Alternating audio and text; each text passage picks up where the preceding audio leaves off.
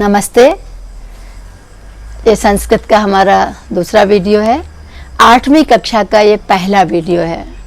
तो ये रुचिरा जो पुस्तक एनसीईआरटी के द्वारा प्रस्तावित है उसका पहला पाठ है सुभाषितानि। आप देखोगे संस्कृत में सुभाषितानि से ही प्रारंभ किया जाता है, जिससे हमारे आचरण और वाणी की पवित्रता की शुरुआत हो।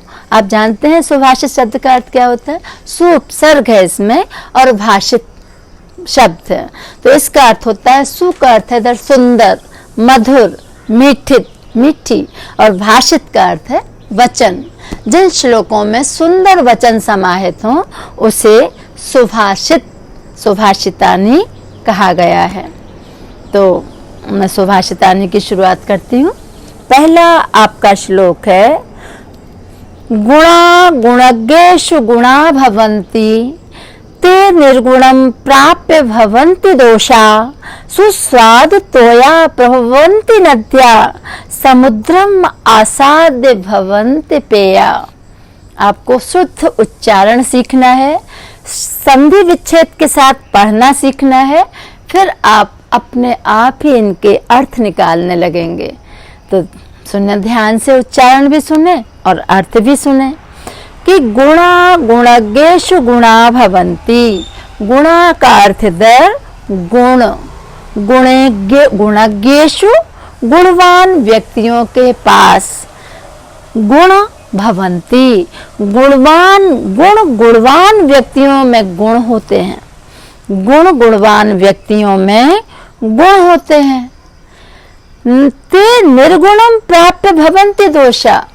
ते माने वे, निर्गुणम माने गुणहीन, प्राप्य माने प्राप्त करके, पा करके, भवन्ति माने बन जाते हैं, दोषा का अर्थ है दोष।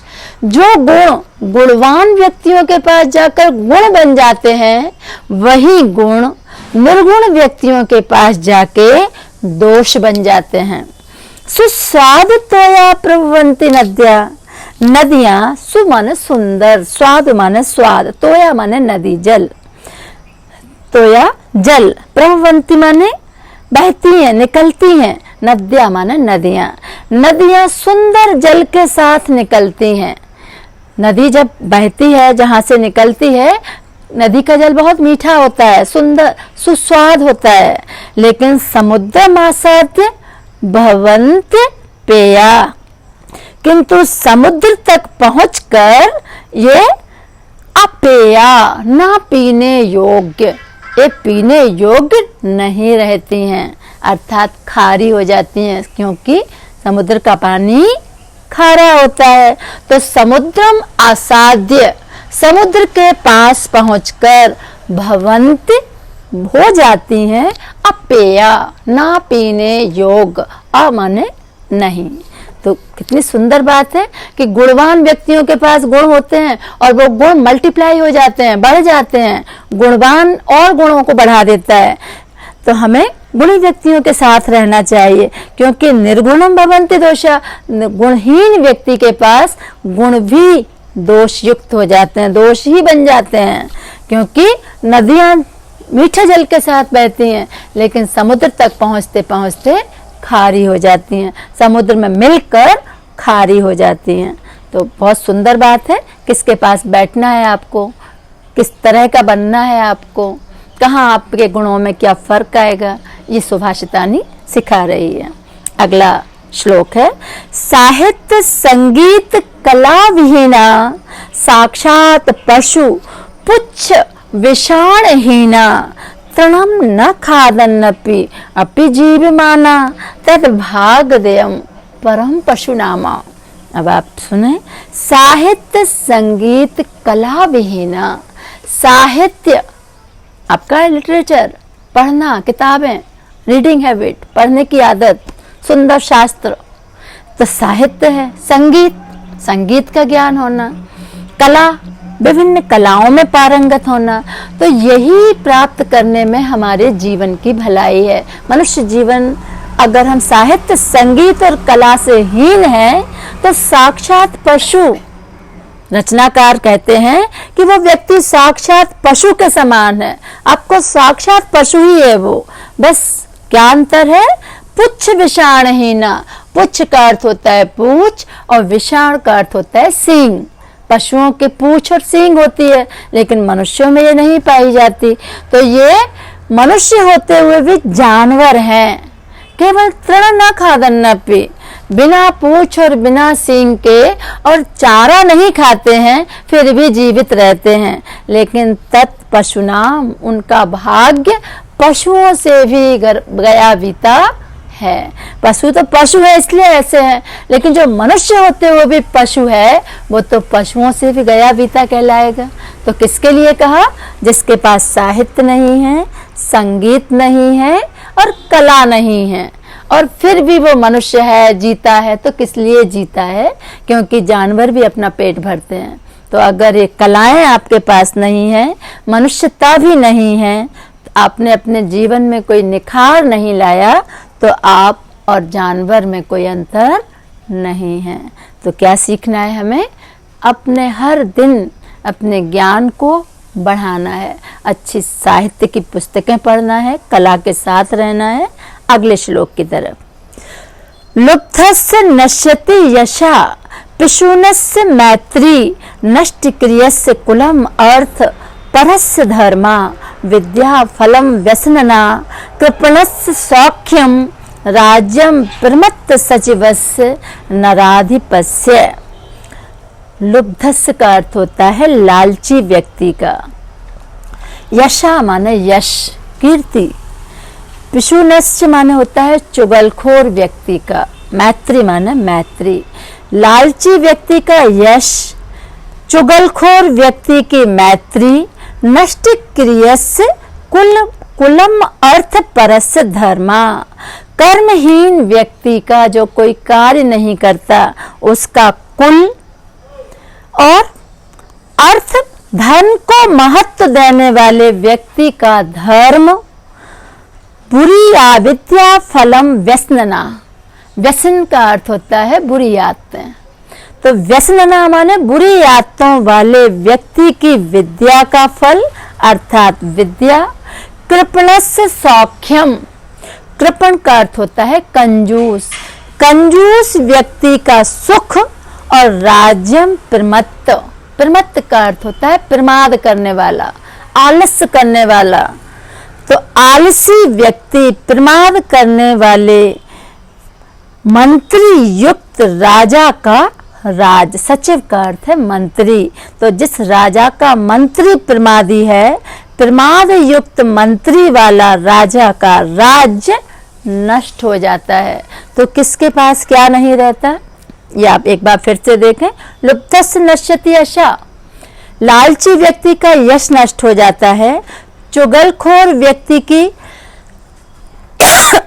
जो चुगली करता है, उसकी मित्रता नष्ट हो जाती है। नष्ट क्रियस्य कुलम अर्थ परस्य धर्मा।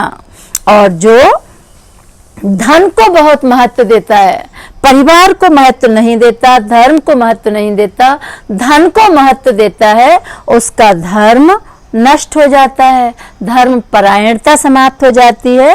विद्या फलम व्यसना, बुरी आदतों वाले का विद्या का फल नहीं मिलता, और कंजूस व्यक्ति कभी सुखी नहीं रहता। और ऐसा राजा जिसका मंत्री प्रमादी है, तो प्रमाद करने वाले मंत्री युक्त राजा का राज्य नष्ट हो जाता है।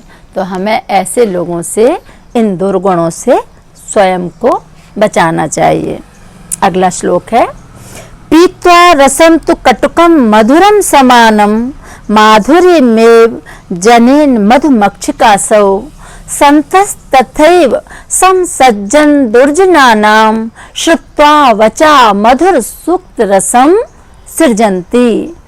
बहुत प्यारा सा श्लोक है और सुंदर सी बात इसमें कही है कि जिस प्रकार पीत्वा रसम तु कटुकम मधुरम समानम, एक मधुमक्खी मीठे अथवा कड़वे रस को, पीत्वा माने पी करके, रसम माने रस, कटुकम माने कड़वा, मधुरम माने मीठा, समानम माने समान, माधुर्य में माने मीठा ही, जने माने पैदा करती है। मधुमक्षिका सौ, मधुमक्खी।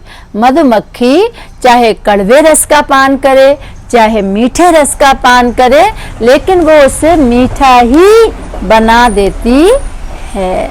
तो क्या बात कहा इधर, ऐसे ही संतस तथैव सम सज्जन दुर्जना नाम।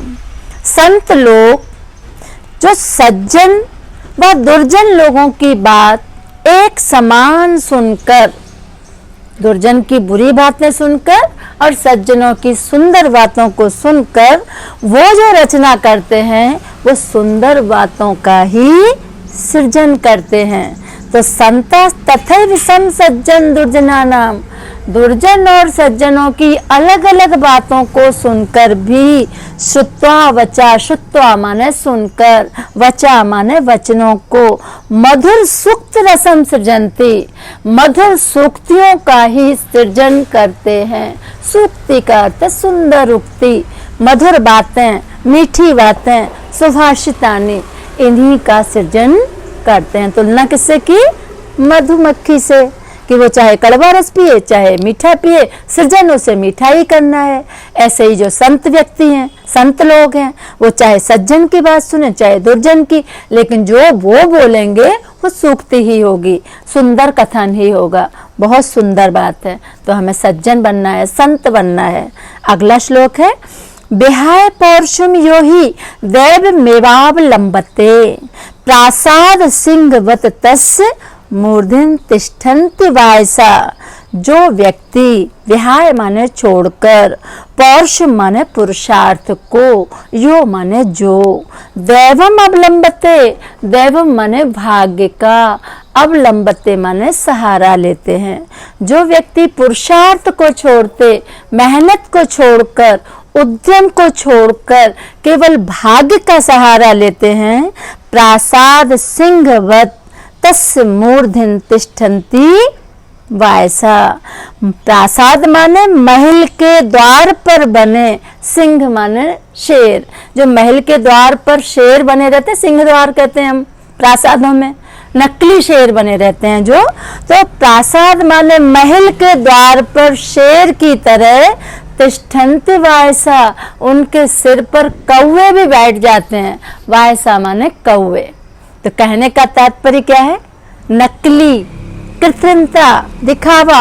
यहाँ शेर की तुलना की गई है तो शेर, लेकिन चूंकि वो असली शेर नहीं है, उसमें पुरुषार्थ नहीं है, वो सजीव नहीं है, तो उसको तो उस पर तो कौवे भी बैठ जाते हैं। तो जो व्यक्ति पुरुषार्थ को छोड़ देता है उसकी कहीं कोई कद्र नहीं होती। हमें कभी भाग्य का सहारा नहीं लेना चाहिए। विद्यार्थी जीवन में क्षण क्षण विद्या प्राप्ति के लिए प्रयत्नरत रहना चाहिए, ना कि किसी तावीज और किसी संत महात्मा की भाग्य की कुंडली हमारे भाग्य को नहीं बनाती है। मेहनत और पुरुषार्थ में विश्वास जरूरी है। अगला श्लोक है, पुष्प पत्र फलच्छाया मूल वल्कल दारुभी, धन्या महिरुहा येषाम विमुखा यान्ति नार्थिनः।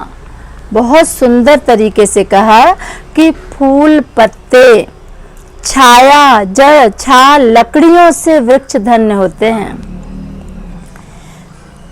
वल्कल माने पेड़ की छाल, फूल, पत्ते, फल, छाया, जड़, छाल, लकड़ियों से वृक्ष, पेड़ धन्य होते हैं, जिनसे मांगने वाले कभी विमुख नहीं होते। अर्थात वृक्ष सदैव हमारा परोपकार करते हैं। वे अपने शरीर के हर अंग को दान करते हैं, सदैव दूसरों के, लोगों की भलाई का ही काम करते हैं। तो हमें भी वृक्षों की तरह अपने जीवन को परार्थ सेवा में लगाना चाहिए। पुष्प, पत्र, फल, छाया, मूल, वल्कल, दारू भी वृक्ष का पर्याय है। वृक्ष के पुष्प माने फूल, पत्र माने पत्ते, फल, छाया, जड़, वल्कल, छाल, सब के सब काम में आते हैं। धन्या महिरुहा येषाम विमुखा यान्ति नार्थिनः। धन्या सभी धन्य होते हैं इस पृथ्वी पर जो भी वृक्ष के पास जाते हैं। तो जो भी वृक्ष, महीरुहा माने भी वृक्ष है, जो वृक्ष की जड़ में जाते हैं, पास में जाते हैं, उनको कुछ ना कुछ, आर्थना माने मांगने वाले को, चाहने वाले को कुछ ना कुछ मिलता ही मिलता है। तो आपके पास भी अगर आपसे कोई छोटा आता है तो उसको भी आपके पास जो हो उससे उसको सेवा करना चाहिए, उससे उसको खुश करने की कोशिश करना चाहिए। जब वृक्ष इतना जीवन को सार्थक बनाता है तो हम मनुष्य होके अपने जीवन को क्यों सार्थक ना बनाएं। तो हमें भी परहितकारी कार्यों में संलग्न होना चाहिए। और ये अंतिम श्लोक है, चिंतनीया ही विपदाम आदावेव प्रतिक्रिया न कूप खननम युक्त प्रदीप्ते वहिना गृहे। ये आपने लोकोक्ति सुनी होगी और आप जानते होंगे कि कार्य बिगड़ जाने के बाद कुआं खोदने का प्रयास व्यर्थ है आग लग जाने पर। तो ये इधर कहाँ से ली जाती हैं? ये भी संस्कृत श्लोक, इसमें संस्कृत श्लोक ही मूल में पाए जाते हैं। तो इधर ये है, चिंतनीया ही विपदाम। चिंतनीय माने सोच लेना चाहिए, विचार लेना चाहिए। विपदा माने विपत्तियों के बारे में, मुसीबत के बारे में, आपदा के बारे में। आधा वेव प्रतिक्रिया, आधा वेव माने, आधा वेव का अर्थ होता है प्रारंभ में, आदि में ही। प्रतिक्रिया माने समाधान। तो विपत्तियों के, मुश्किलों के प्रारंभ में ही हमें इसके समाधान सोच लेना चाहिए। बड़ा कोई काम करते हैं तो पहले ही उस पर बहुत विश्लेषण कर लेना चाहिए। न कूप खननम युक्तम, इसी में मनुष्य की भलाई है। न कूप खननम, कुआं खोदना, प्रदीप्ते अग्निना वहिनना गृहे, घर में आग लग जाए और फिर मैं कुआं खोदूं तो ये तो व्यर्थ प्रयास होगा। तो आग से घर जलने पर कुआं खोदना उचित नहीं होता। किसी ने बड़ी सुंदर बात कही हिंदी में कि बड़ा या छोटा कुछ काम कीजिए परंतु पूर्वापर सोच लीजिए, बिना विचारे यदि काम होगा कभी न अच्छा परिणाम होगा। तो ये सुंदर सुंदर बातें इसमें कही गई हैं कि कोई कार्य करें उसके पहले ही हम उसके अच्छे और बुरे पर विचार कर लें और उसके समाधान पर भी हमारी नज़र हो। तो ये 7 सूक्तियाँ थी, सुंदर बातें थी और बहुत कुछ इन्होंने सिखाया हमें। अगली बात अगले वीडियो में। धन्यवाद।